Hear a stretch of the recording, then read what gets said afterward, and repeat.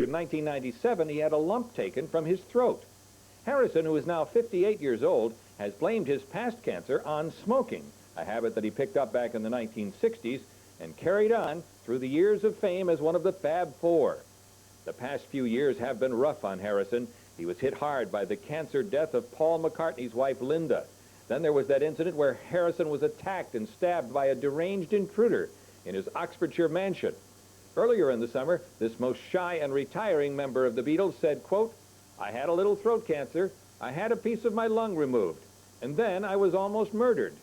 But I seem to feel stronger." Remarkable, huh?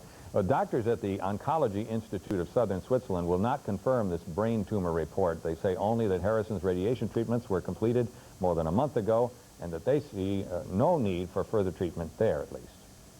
Christina Aguilera has a warning about her new album. Now, that story's coming up in this half hour, and we want you to look for these reports ahead at 6. A patient's Bill of Rights could be coming to a hospital near you. I'm John Maroney. We'll have that story coming up.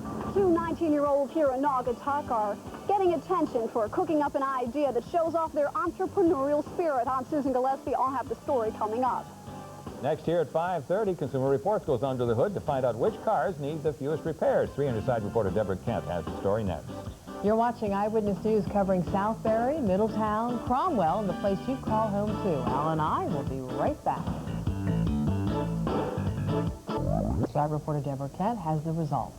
According to Consumer Reports, the Honda CR-V is one of the most reliable cars on the road, and it's not alone. In the last 2 decades, Consumer Reports has seen a remarkable improvement in auto reliability.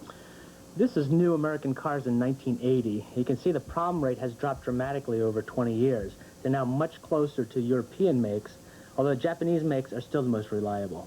Every year, Consumer Reports asks hundreds of thousands of car owners about key trouble spots. The average number of problems per 100 cars for all new vehicles has dropped from 88 in 1980 to 20 in the year 2000. Many of the problems that have plagued fairly new cars, engine, air conditioning, have improved a lot. Rust problems have almost vanished. Other routine complaints, including problems with the exhaust and fuel systems, have fallen significantly. So have problems with the driveline and with paint and trim. Most of the complaints these days are with electrical systems, squeaks and rattles, and body hardware such as windows and locks. But even in these areas, the problem rates have gone down. Consumer Reports says if properly maintained, plenty of today's cars can run for 150,000 miles or more. But not all cars are super reliable. Consumer Reports found several that are well below average. They include the Chevrolet Corvette and the Chevrolet Astro, the Cadillac Catera, the Jeep Grand Cherokee, and the GMC Safari. Deborah Kent, Channel 3, Eyewitness News. A chiropractor in Southbury is $18,000 richer thanks to his son and a lucky bottle of soda.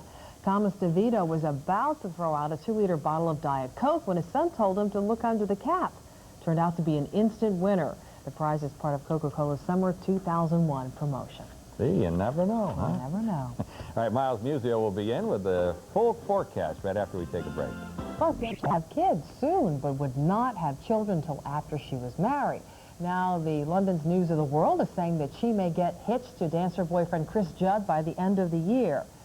J.Lo would not, however, comment on the engagement.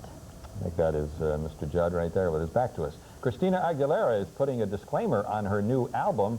The 22-year-old pop star, you see, recorded some of these songs on the Just Be Free album when she was only 14 years old, and she's upset. She says they don't really represent her true talent. So she filed a lawsuit to try to block release of the album. That didn't work, apparently, and now she's going to put a letter in each album saying the songs were made when she was just trying to, quote, get her foot in the door.